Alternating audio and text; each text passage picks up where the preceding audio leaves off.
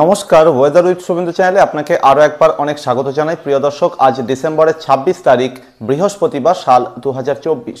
এখনও পর্যন্ত গাঙ্গেয় দক্ষিণবঙ্গের দক্ষিণাঞ্চলের জায়গাগুলোতে রয়ে গেছে মেঘ, সেই সাথে সেভাবে শীতের ছন্দও কিন্তু লক্ষ্য করা যাচ্ছে না দক্ষিণাঞ্চলের এলাকাগুলোতে। অন্যদিকে উত্তরের দিকে খানিকটা শীতের ছোঁয়া থাকলেও আগামী কয়েকটা দিনের মধ্যে শীতের দাপট পুনরায় কবে থেকে শুরু হতে পারে, নতুন করে বৃষ্টির আশঙ্কা কবে কোথায় রয়েছে, সেই সমস্ত ব্যাপারে আজকের ভিডিওতে বেশ কিছু গুরুত্বপূর্ণ তথ্য থাকছে। প্রিয় দর্শক, যাদের আবহাওয়া সংক্রান্ত পূর্বাভাস প্রয়োজন হয়ে থাকে তারা এখনও পর্যন্ত যারা চ্যানেলটি সাবস্ক্রাইব করেনি তারা অবশ্যই চ্যানেলটিকে এখনই সাবস্ক্রাইব করে রাখুন।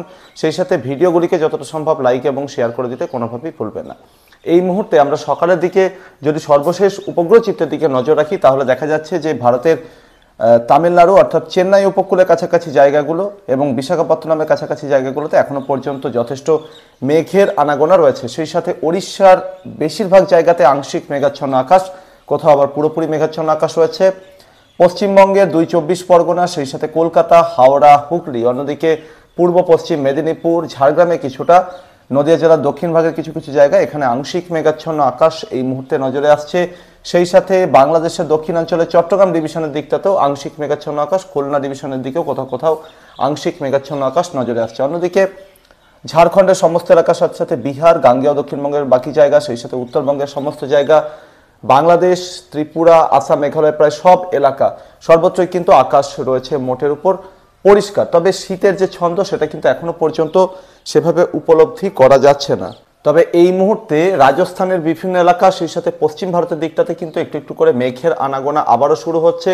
মধ্য ভারতের কিছু কিছু জায়গা এবং এর আশেপাশের জায়গাগুলোতেও কিন্তু একটু একটু করে মেঘের আনাগোনা শুরু হচ্ছে। যত সময় যাবে এবার কিন্তু ধীরে ধীরে মেঘের দাপট বাড়তে থাকবে। ভারতের রাজস্থান, রাজধানী দিল্লি, সেই সাথে উত্তরপ্রদেশের বিভিন্ন এলাকা, মধ্যপ্রদেশের বিভিন্ন জায়গা, এই এলাকাগুলোতে কিন্তু আগামী ৪৮ ঘন্টার মধ্যেই মেঘের আনাগোনা যথেষ্টই বৃদ্ধি পেতে থাকবে এবং ৪৮ ঘন্টার মধ্যে যেটা হতে পারে অর্থাৎ ২৮শে ডিসেম্বরের মধ্যে রাজস্থান, ভারতের রাজধানী দিল্লি, উত্তরপ্রদেশ, সেই সাথে মধ্যপ্রদেশের বিভিন্ন জায়গায় এবং এর আশেপাশে ছত্তিশগড়ে কিছু এলাকা, এই এলাকাগুলোতে কিন্তু একটা শক্তিশালী ঘূর্ণাবর্ত তৈরি হয়ে যাওয়ার সম্ভাবনা এবং সেই ঘূর্ণাবর্তের কারণে সেই সাথে পাহাড়ের উপর দিয়ে একটা পশ্চিমী ঝঞ্ঝা সরতে থাকবে পূর্ব থেকে পশ্চিম থেকে পূর্বের দিকে।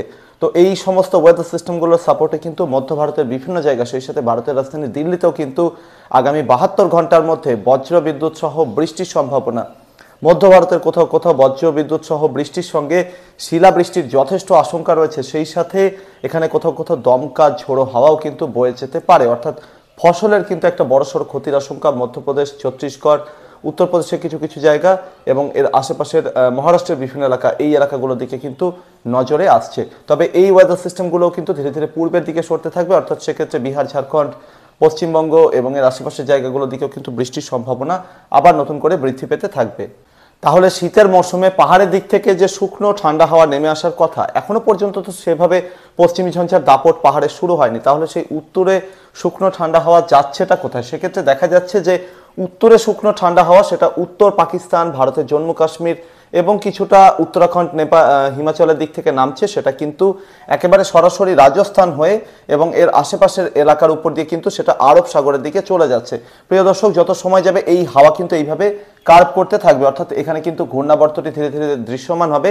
অন্যদিকে এই উত্তরে শুকনো ঠান্ডা হাওয়া কিন্তু পূর্বের দিকে যাওয়ার মতো কোনো রাস্তা নেই, কারণ হচ্ছে এই মুহূর্তে ঝাড়খণ্ড এবং সংলগ্ন এলাকার উপরে একটা অ্যান্টিসাইক্লোন অর্থাৎ বিপরীত ঘূর্ণাবর্তের মতো পরিস্থিতি রয়েছে, যেটা খুব বেশি শক্তিশালী না হলেও এটা কিন্তু এখানকার পুরো বাতাসকে থমকে রেখেছে। অর্থাৎ উত্তরে শুকনো ঠান্ডা হাওয়া কিন্তু ঝাড়খণ্ড বা বিহার পেরিয়ে পশ্চিমবঙ্গ সংলগ্ন এলাকার দিকে প্রবেশ করতে পারছে না।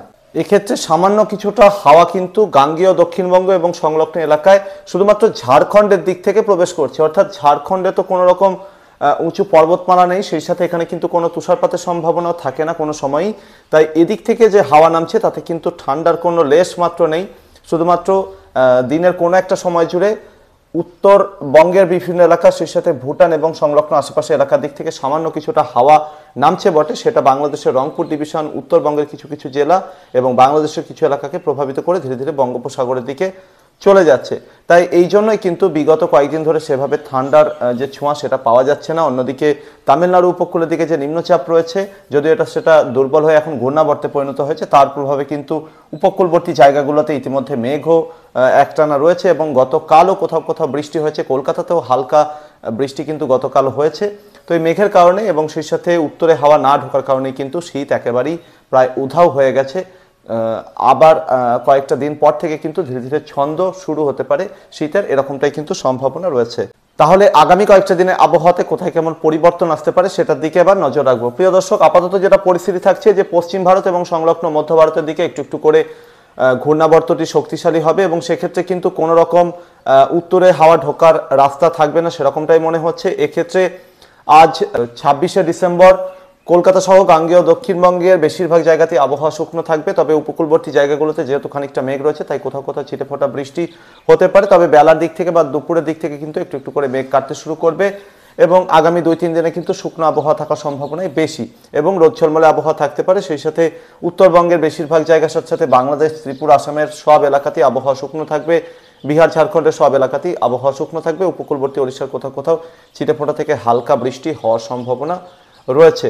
এক্ষেত্রে আমরা আগামীকাল 27শে ডিসেম্বর আবহাওয়াতে কোথায় কেমন পরিবর্তন আসতে পারে সেটার দিকে যদি নজর রাখি তাহলে দেখা যাচ্ছে যে আগামীকাল আফটারনুন আওয়ারের দিক থেকে অর্থাৎ বিকালে বা সন্ধ্যার দিক থেকে কিন্তু ঘূর্ণাবর্তটি অনেক বেশি শক্তিশালী হতে থাকবে। পাহাড়ে উত্তরাখণ্ড, হিমাচল, নেপাল, জম্মু কাশ্মীর, লাদাখের কিছু কিছু জায়গা এই এলাকাগুলোতে কিন্তু প্রবল তুষারপাত শুরু হবে।